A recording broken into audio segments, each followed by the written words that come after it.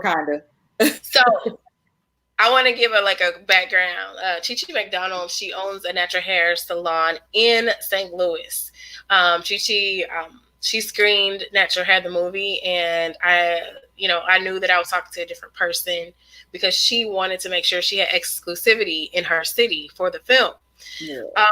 Looking online, I mean, she has been able to garner relationships with people internationally to create wig products to help women keep their hair natural and healthy. And then, I mean, just being a boss, a lot of people, like me and her were just talking about, um, they don't want to sacrifice their money and time, so to speak, to build something because I don't think a lot of us understand the power of legacy, and a lot of us don't understand the power of what it means to build and like to have something that's yours.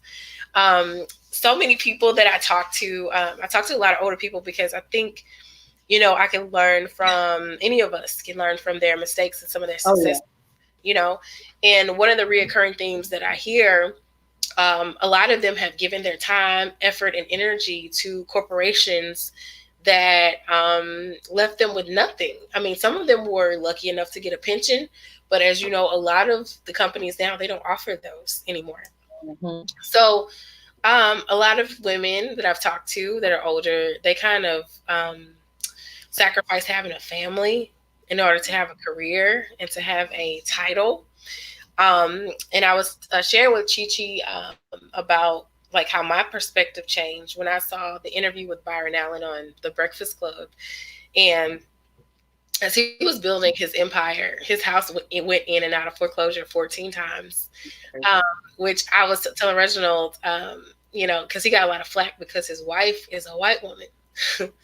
And I was like, I don't know how many women, no matter what color they are, would have stayed with somebody who's, your house is going in and out of foreclosure 14 times. That's a lot.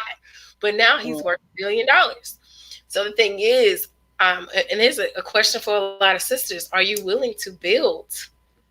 You know, like with your partner, or even if you don't have a partner, are you willing to build for yourself? Because if it's just you and you have a job, what's gonna happen? Okay, you sitting great. Y'all living in a great neighborhood. The schools are great. The suburb is great. You got your, 6 bedrooms and 4 bathrooms, your 2 cars or whatever. But what happens when you get laid off from that executive position? And a lot of us don't talk about the stuff that we have to do to get these executive positions. In the film, one of the ladies, she was saying that a lot of women are under contract to not wear their hair natural. And that's something that, yeah, it's crazy. The further you go up, the more you get to kind of see behind the scenes. And so, and a lot of us, that kind of, like when you don't know how the game goes and when you don't know the rules of politics, like me, I was always getting in trouble with saying too much or whatever because I part of me, like, I just did not feel comfortable doing something that was not genuine to who I was. And I didn't feel like, and when I felt like things were wrong, I couldn't go along with it and pretend like that they were. And I think that's why it was difficult. That's why it was like a natural, like, kind of progression for me to move out of that space, the corporate arena for me, because I just, it's too exhausting trying to be something that you're not every day. But one of the things that I wanted to highlight was that Chi Chi talked about, she had savings that she used to build her business and she did not take a loan out. No. And, there's various schools of thought on that. And I think a lot of people they think that credit's evil. And then other people are just like,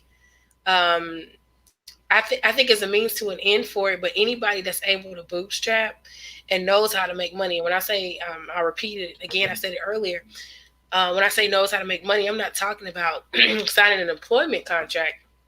I'm talking about going out into the world with no money or a little bit of money and then coming home with more money than what you left with on your own. And you still are for your free self. I think for me, the whole thing is about like freedom. That's the thing that I'm after. Like for me, I could care like everything like that I want in my life is like more or less dealing with the like a tactical. Like the reason why I would want a Tesla was because I didn't want to go to gas station. You know what I'm saying? Now Mm-hmm. it's cool. You know what I'm saying? Mm-hmm. The reason why I would want my house is because a bigger house is because we have 4 kids, not because I want to have the biggest house. You know what I'm saying? I think for me, it's more or less about freedom than anything else, and that's why even though like I was getting paid pretty well, you know, as an accountant, and I didn't even reach my potential, but I realized that just wasn't me. You know, it's like my personality didn't fit that. So I wanted to say that I commend you for stepping out because you were at Radio Disney, Radio One. Yeah. Yeah. And how did people? What did people? Did they have something to say about when you left and decided to? You It know, wasn't about the hair thing. It was more along the lines of you haven't even been with him that long. Like you just gonna leave, you know. So that was the thing. The biggest thing was that I picked up and kind of pretty much just left. okay, and That because was, people are just kind of tuning in, so you're talking about your husband. oh yeah, yeah, yeah.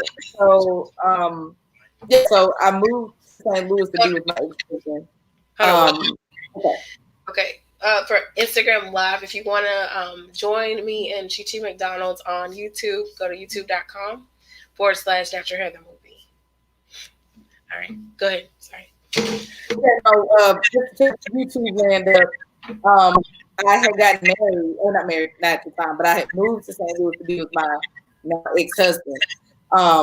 Moved here to be with him, but he kind of was the person who pushed me to get my license because he was like, "Well, if you move here, I want you to go to hair school because I know you really want to go to hair school." So that's kind of what pushed me to actually get the license because I've been doing it for years. I just didn't have a license, and so my plan was to get my license and to open up a salon. And so, so that here we are now. Right. And so I know there's like a lot of like debate that's going on in the state of Texas. There are some people that were fighting to be able to do hair, like natural hair, without having to go through the whole cosmetology school and paying all the fees. And I disagree with that. You disagree with? Tell me why you disagree with it. Okay, so I disagree because I don't feel like they should have to go to school for the same amount of hours that someone goes to school that's going to be practicing chemicals, color, relaxers, perms, whatever. However, I do feel like if you're going to be touching another human, then you need some type of professional training. You need training and education on sanitation, bacteriology, dermatology. You have to be able to recognize if something is contagious, what you should do. Like, you know, should you send to the doctor? What do you do to treat this? And also, like I said, with the whole sanitation thing, because you go to some of these braiding shops and they'll be using the same comb on everybody. You know. And also, just because you've been braiding since you was 3, don't mean you've been braiding right. That's why a lot of people walk around here with no edges now because people don't know the proper way to braid hair. Right. And I do know in cosmetology school they don't necessarily teach natural hair per se, but we always say look at hair as a texture and a curl pattern rather than a race. Because you can be a black person with straighter hair or a white person with coarse hair or a white person with really curly hair. So you're still learning about the structure of hair. They also touch on business. You know, some people don't know how to even run a business. They're just jumping out and owning, you know, trying to own a business. So I do feel like they should have some type of proper training that's mandated to the state, not necessarily because like here in St. Louis, you have to go for 1,500 hours. I don't think if you're gonna just be a braider, you know, or somebody that does locks or something like that, and you're not doing any coloring and stuff like that. I don't think that they should have to go the same amount of hours, you know. But I do think that they should go to school. Yeah. I've seen some of the horrendous pictures of a person's scalp being literally look like it's going to split open because the braids are so tight and it's red on the scalp.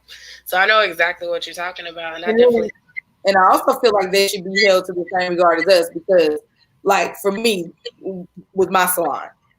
State board comes to my salon twice a year. They don't tell me when they're coming. They show up, go through my drawers, look at everything, make sure everything is up to code. Kind of like how they do restaurants. They make sure my license is on the wall. They make sure everything is current. And if not, I can get fined for that. And I feel like, okay, so I paid to go to hair school. I go through all this stuff. So why is it that a braider can just be on the same platform as me? Because a braiding shop can pull up in the same building I'm in and don't have any of those same regulations that I have to abide by, and still have the opportunity to make the same amount of money that I make, which I just don't think that's fair. Because even now, if I don't file my taxes, then they can take my license. They don't have anything that makes them do anything right. And I know a lot of times people feel like, well, like I said, I've been braiding since I was such and such. Well, would you go to a doctor that said you've been practicing for however long and don't have a license, to be a doctor? So I do feel like, yes, you need some type of schooling. Got you. I heard when I went to Atlanta, it was another stylist. She had the same view, as you do. And I guess, for me, if I'm in that situation where I'm paying, where it was mandatory for me and it's not for somebody else, I can understand that perspective. Yeah, because like even now, so State Board literally just came to my salon probably about 2 or 3 months ago. And I was asking her because at first, like we didn't have to touch anybody with hair, you had to have a license whether it was natural or not. That was the rule here in St. Louis. Well, it was 2 ladies and I guess some other people where they've been for years going back and forth with the state as far as making it to where braiders can just do hair without going to school. And so finally they actually ended up winning. And so now the only thing that braiders have to do is watch a 4-hour video and pay $20 for a braiding license so that they can braid in the shop. Now, if I wanted to hire a braider, all I have to do is hire them, and then their braiding certificate just has to be on the wall that they pay $20 for and they watch a 4-hour video. But if I want to hire a cosmetologist, then we have to send in a blueprint of the salon. We have to send in and pay for a booth renter's application for them to be able to rent a booth there. And they have to carry like insurance and everything. It's just so much more of a headache getting a for real cosmetologist in the salon than it is for a braider. Like I said, a braider, you come on, I can hire you tomorrow as long as you got the certificate. So State Board comes up here and they'll see it. But a regular stylist, you have to let State Board know, and State Board come back after the salon to re-inspect the salon for that new stylist that's there. So it's a whole bunch of other rigmarole that you have to go through just to get a real licensed cosmetologist. So a lot of people are kind of skipping over that and they're just getting braiders now. Oh, okay. That makes, I can see how that happens. Mm-hmm. And I know that you, I don't know if it was captured when we were live. So the name of your salon is Earthtones. So yes. You're on Tuesday through Saturday from 10 a.m. to 5:30 p.m. Mm-hmm. So anyone that is looking to get their hair done, that is a naturalista, she will show you what you need to do to maintain it and help you to keep it healthy. Yes, ma'am. Yes. And I noticed, do you have classes and events that you do at your salon? I do events. I haven't done any of them lately. I do, like, I'll do discussion panels. I do one-on-ones. I do, like you said, classes where I'm talking to like a room of people and doing demonstrations and answering questions. So if a salon would like for me to come out and do, because I've had people that I get a lot of reviews about my updos and stuff. And so a few salons have reached out for me to come out and just basically do a small class with their employees and stuff. So I do that. So I will travel. Got you. Can you tell me a little bit about what you can remember of what it was like when you screened the film, and how it was the turnout, and what did people like talk about the most when the actors? So it was the place that I rented holds 100 people seated. I would say about 75 or so people came. That particular night, it was like 2 concerts. and a lot of people had already bought tickets for the concert, and of course didn't come. But they wanted to come, so that's why you and I were talking. I was thinking of going because I know I used to use it for a year. So I have in May is when my time is up to use the documentary. So when I spoke with you, I told you I was thinking about doing another one. Yeah. But the turnout was really great. I had vendors that came out, so people got to shop. I had snacks and wine and stuff like that. I had a lot of men came. More men than I thought was gonna come came. Wow. I know something's coming up on my computer. And it was pretty much a full house, pretty much. A lot of people came up and was like, "Oh my God, thank you so much for bringing this to St. Louis." And a lot of things that were talked about that people said they didn't really think about, or it was a lot of things in there where it kind of like resonated with a lot of people in the crowd. And even after it was over, I asked questions and I had people come up and talk about their story and different things like that. So it was really good. Like, I want to do it again. Like I said, it was informative. Like I said, a lot of things people just didn't really think about. But then it was a lot of things that were talked about that people go through every day. So I know they were talking about like in the workplace and just how the whole brainwashing thing was with is and still trickles down with us, and just loving yourself and your natural hair. And so it was inspiring. Like I said, it touched a lot of people, and yeah, it was an awesome documentary. Thank you. We appreciate that. It was a lot of work to do. Oh yeah, I bet. And then she had to get through a whole bunch of stuff just to get clearance to do things. So I know you guys put some work in it.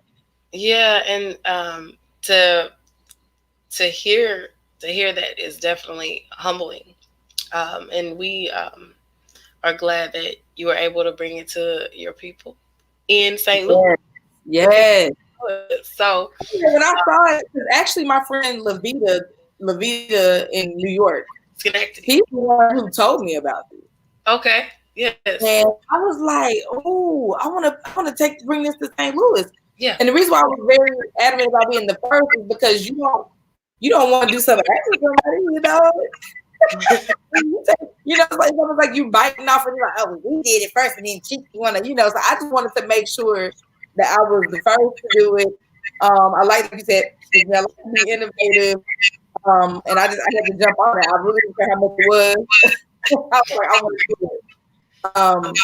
And with me being just one of the really well-known natural stylists in St. Louis, I had to do it. I just had to. It was something I just had to deliver and bring here. Yes. Okay, we can wrap it up. I want to ask you this last question. What advice would you give a young woman who's feeling pressure from her family to go to college, but she knows that she wants to do hair and she's passionate about it, and so she's kind of on the fence about starting a salon?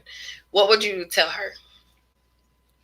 So I would tell her to follow your passion. I know it's hard to make decisions when you have other people in your ear saying things. Because for me, it was like, why don't you get a real job? Like we're for whatever reason, people feel like being a stylist is like a fallback career, or it's like you couldn't make it anywhere else, so you're going to be a hairstylist or whatever. But I would definitely tell her, if that is a passion of hers or she wants to do it, especially if she's in high school. I don't know. I know some schools here have like tech schools or those schools where you could go and do hair for a certain amount of hours, and by the time you graduate, you'll have your cosmetology license. So maybe if they can get into something like that, that'd be great. But you have to follow your passion, because at the end of the day, like, you have to live with whatever decisions that you've made, and you don't want to look back and regret that you didn't, pursue your cosmetology license, or, just getting out there and just trying. And then with the whole salon thing, I definitely would say, don't jump into just owning a salon. Definitely be that person that's a booth renter, a person that does commission. Try to do everything. But that way you'll know, you know, what you're getting yourself into before you decide to jump into it. Because I mean, when you jump into stuff like that, sometimes your business may fail, you know. So definitely follow your dream. Go to cosmetology school if that's what you choose to do. And just sit in the back for a little bit. Don't just try to jump out there right then and there. Get some let some I don't want to say grass grow between your toes, but you know, get some get some experience first before you jump out there. Because that was my thing. And my downfall, like I said earlier, is I feel like I waited too long. I should have been doing this salon management ownership thing with employees a long time ago. That was just me just being a chicken. Like you said, some people are just scared to move and do things. So yeah, don't be a chicken, but then don't jump out there too fast either. Oh my goodness. It's kind of like a hard thing. Will you say like you kind of followed your like intuition, which like have you gotten to the point to where you're like trusting yourself in your decisions and kind of letting it guide you, or how do you work? Yes, I am trusting myself now. Like I said, I'm still I'm still a chicken when it comes to jumping out there making decisions still. Like I'm still so very cautious. And if not, now I'm probably even worse because I have a kid. So, you know, my daughter is 7 years old. And I'm thinking, okay, well, if I make these moves, what's going to happen? You know what I always think about? Remember the pursuit of happiness? Remember when Will Smith was homeless on the street and he was dragging his son around with him? And I'm just like, I do not want that for my daughter. Like, I don't want to take chances that I probably don't need to be taking because now I have a whole kid. So, you know, I'm even more cautious, but at the same time, it's like I'm even more hungry because I want, like I said, create a legacy for her. And because right now, you know, I work on Saturdays and I want to be able to be behind the chair maybe 2 or 3 days a week. Like I still want to do hair, but I don't want to be behind the chair so much to where I'm missing out on stuff. Like she's in extracurricular activities and stuff. At one time, because she was in this, she's in an agency, like a talent agency type of thing, where, you know, she auditions for stuff. And she had all these mandatory classes that she had to take. And I didn't take her to any of the classes, but her granny did for me because, you know, that's my biggest day is Saturday. So it's like I want to grind to where I have the multiple streams of income where I don't feel like I'm just hurting if I don't go to work. But I still want to be in my passion and I still want to be behind the chair because I absolutely love to do hair. But now, like I said, I have a kid. I have a totally different person I have to think about. And, you know, I don't want, you know, you said your mom worked 2 and 3 jobs. Yeah. I don't want her to pick up and be like, my mom didn't have time for me. All she did was work. And you know, that's not what I want. So that's why, although I'm being cautious, I'm still trying to jump out there so that I can create more time for my daughter and more experiences for her to have. You know, so it's kind of why I'm there. Yeah. So I'm still a chicken. Nah, I don't believe you. I'm serious. Like the owner of my building, this was like some years back. He was like, because I'm renting the space, I'm not buying. And that's the other thing. Last year I was looking at commercial property because I do want to buy. But the owner of my building was like, you know, there was a suite that had opened up next door to me. And he was like, well, you know, if you want, we can cut a doorway out and then you can expand and have that side over there as well, and you can put some stylists over there. And I was like, I don't know, you know, I'm kind of scared that that's gonna be double the rent, you know, it's all chicken about it. And he was like, well, this is how chicken I was. So he was, and then there was absolutely no plumbing on that side. So, you know, plumbing is really expensive to get drawn up and everything. You know, you gotta get the shampoo bowls and stuff put in. And so he was like, well, you know, I was like, well, I just don't have the money, you know. And he was like, well, how about this? He was like, I'll go ahead and get everything done and just add it to your rent. And then you can just pay it off, you know, just sign a lease and we'll make your lease this much. And that'll, you know, pay for the work that was done. Do you know, I still said no. Do you regret that decision? I do. I regret it. There's a lady next door. She does home health care. She's in the suite next door. And I do regret that. Yes. But my thing was my daughter was really little. And I'm like, okay, I'm already paying this much in rent. If I get this suite, I'll be paying for a whole other suite next door. And I'm always like, what if this happens? What if that happens? And I have a lot of friends that have salons. And I look at all the drama that a lot of my friends are dealing with in the salon, where it's like a revolving door. Like every time I turn around, it's like another stylist coming, another stylist leaving. And it was like I didn't want, because right now I have it to where if I don't want to go to work, I don't have to go to work. Or if I don't want to, like, I don't do feeding, but I don't do little kids. I don't do feeding and braids. I don't do little kids. But I didn't want to get in a position to where I would have to do things that I don't want to do because I have to have the money, or I have to take a certain type of stylist and their crowd and his or her crowd because I need the boots filled. I didn't want to get in that position. You know what I mean? Yeah. That's why I didn't do it. Right. I did it, yeah. So like I said, I even me, remember I told you I worked in different salons. And just as a booth renter or an employee, like I just saw like a lot of the drama that went on in salons. So I'm like, ooh, I don't know if I want to even own one yet, Right. And that's why I went in the suite that I'm in now. I'm by myself, but it's a nice size suite. Like I have room for a nail tech and probably 2 stylists. That's how much space I have, and it's just been me in there the whole time because I just been scared to have somebody in my space with me, So that's why, but now I've been there long enough. I feel more confident in my ability to deal with drama because at first I'm like, you buck type of person. So as I'm getting older, it's like, okay, now I can, internalize what's going on first before I react to things. And then this is such a smaller place, I'm in a more of a controlled environment. It'll just be me and another stylist where I can just kind of get my feet wet with having someone there before I branch out and own my own thing. That's why I was saying my advice is don't just jump out and do it because managing people is big. That's a lot. That is a lot. Different attitudes. Then you got their clients. It's a lot. Yeah.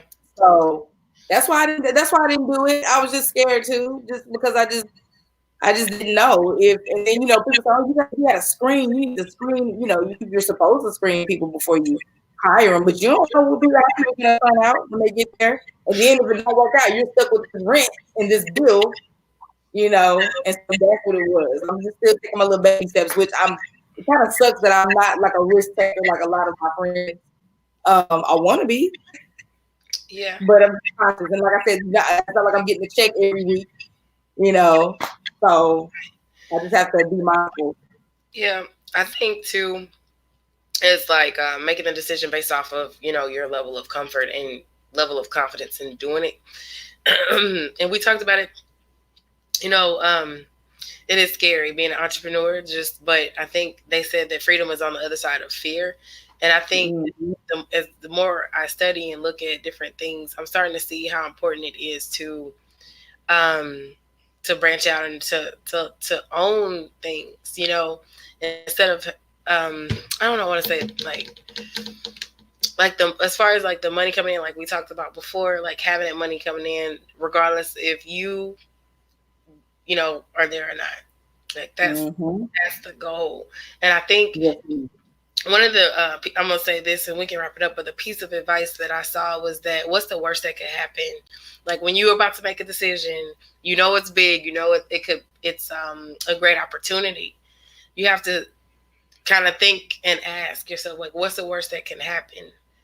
And then once you face that thing, right, and you see it, what can I do to ensure that doesn't happen? Or what would I do to deal with that? And where I would still be okay. Because from where I'm sitting and from what I see, you have the ability and capability of building a huge salon. But thank you. My friends said I'm scared to make money. So you scared that you can make money. Well, I mean, but I understand too, though. I'm not like I have like a certain type of person that I can kind of gel with.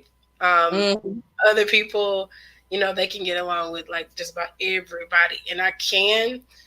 But when things start getting a little deeper, not so much. So I get that. I understand where you're coming from. But long story short, I just want to say congratulations on everything. Thank you. Great job on, persevering through those hard times and going through your savings and still not having to go to a bank. So like that is huge within itself. A lot of people aren't able to do that. So you should be proud. Thank you.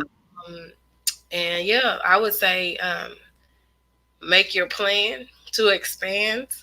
Look Yeah. the possible negative thing in the eye, and come up with a plan to defeat that. So so you can be more free to. So you want to not stuck behind a chair when you don't want to be. That's right. I was just talking to another stylist friend of mine, and she just hired a manager at her salon. So Okay. she was like, "You got to have a buffer between you and clients because we don't get anywhere. Like my phone is always dinging with all hours of the night, So she's like, I don't know if the lady started yet because this literally was like probably the other day when we were talking about the manager thing.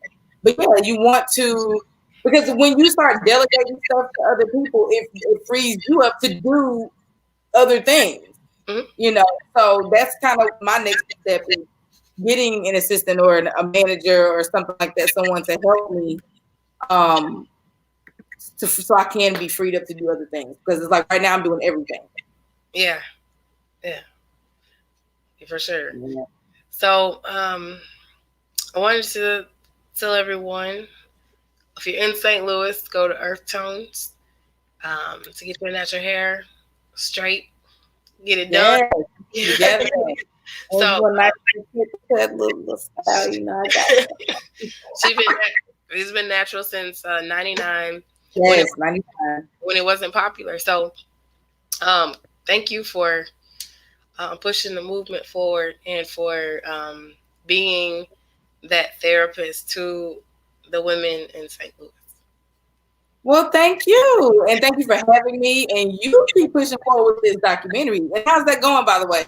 Man, okay. So we have a screening coming up, Saturday, 2 days in San Diego. This is going to be the first screening in California. So we're super excited about that. I did the same thing that we're doing right now with the two ladies that are going to be hosting it. It's going to be a part of the Kumba Festival. So if in watching this from San Diego, definitely check that out this Saturday. Then the following week, right after that, which is on Thursday, on the 5th, it's going to be in Baltimore at the Red Line Hotel. Nice. So we're excited about that. Indie Soul Magazine, they are actually hosting that screening in Baltimore. So we're going from the West to the East Coast. And then we just had another individual who's a PhD student professor who works at 3 universities, UConn, Western Connecticut, and one in New York. And so she's pitching it all 3. So one of the Connecticut universities is going to be there soon. So we'll have dates on that. So, it's pretty good with everything that's going on with the Crown Act, with DeAndre Arnold, and all these people dealing with issues with their jobs and stuff like that. It's like now's the time. Oh yeah. We had a lot of setbacks when it came to like re-edits and all kinds of things, like all just crazy stuff happening. But now I'm kind of seeing it as a full view. Like this stuff had to happen, and like because it wasn't time yet. So it's like now is the time. So I'm excited, and we just rocking and rolling.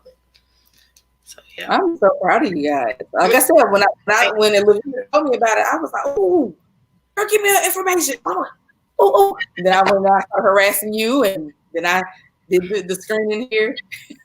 Yeah, and I mean, whatever you need, if you want to do another screening, let us know. We can promote it again, and so you can bring it back to St. Louis. Oh yeah, because there was a lot of people that didn't get to make it. So I'll probably make a post. I'll make a post tonight, actually, or I don't know. Sometimes the algorithms be kind of off. What time is it? It's 9:51. 9:51. We're on the same time zone. Right? Yep, you're Texas, right? Yes. Yep. So you are Central. Yeah, my dad's in Texas. That's where my dad lives. Yeah, what city? He's in Killeen. Okay, yeah, I did a couple of shows in Killeen, Expo. So yeah. I know. And actually Texas is on my radar for moving to. So just don't know what city yet. Okay. I Cool. don't want to. I kind of want to be a little bit outside of Austin. I know it's probably not that many of us there, but Austin is kind of like the next little Silicon Valley. I've been doing my little research on Austin. Yep. And so that's one of my top places to move to, probably right outside. Yeah. And then I have this big natural. I have a friend that actually moved there, and it's a natural people there. They just don't have the stylist. Yes, I've heard that too. So there's plenty of opportunity there. So but, we want to wrap up. If you want to check out Chi Chi, you can go ahead and shout out your Instagram. Okay, so my website is www.earthtones.com, and that's ERTHTONEZ. My Instagram is the same thing, ERTHTONEZ, and my YouTube is the same thing, ERTHTONEZ. So it's all the same. Facebook, everything. All right, awesome. Oh yeah, I said you're wrong. Yeah, you muted. Sorry. No, it's fine. So if you want to follow the movie and follow what we're doing, you can definitely follow us. It's going to be facebook.com/NaturalHairTheMovie. On YouTube, it's /NaturalHairTheMovie. And Instagram at NaturalHairTheMovie. Follow us.